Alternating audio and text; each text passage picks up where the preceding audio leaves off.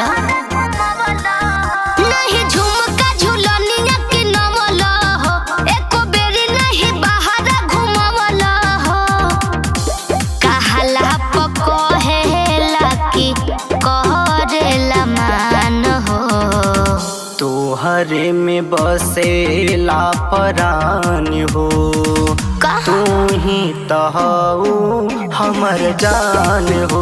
अच्छा सोना तोहरे में बसेला परान हो तू ही तहु हमर जान हो। झूठ मत बोलो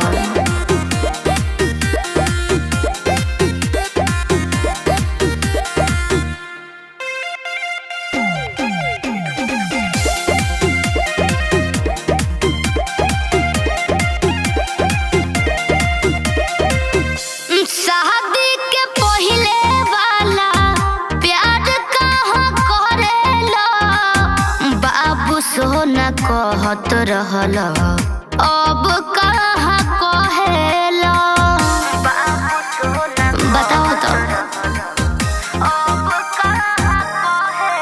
ए शादी से पहिले वाला प्यार कहाँ करेला बाबू सोना कहत रहला अब कहाँ कहेला देह से पर छाई जानू दूर कहाँ रहेला प्यार तो से करी जितना कहाँ केहू करेला। जोनी करो राजा झूठ के बखान हो बखान हो बखान हो तोहरे में बसेला परान हो तू ही तहु हमर जान हो।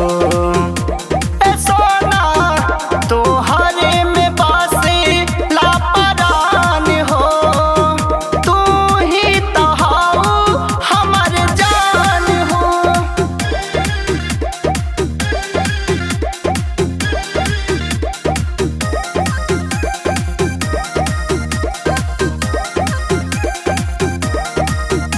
पिया वो सुरेंद्र बेसुरा नहीं माने लो कहनावा न हमके तू मोहरद बड़ ए हो मोरे सजनावा जाओ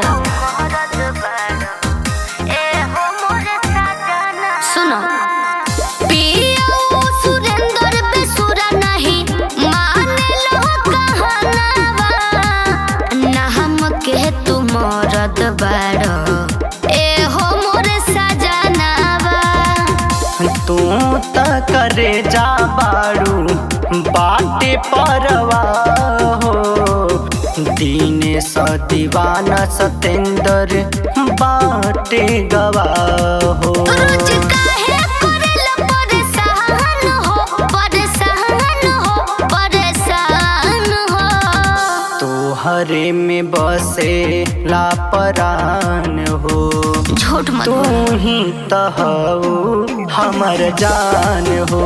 चुप रहो।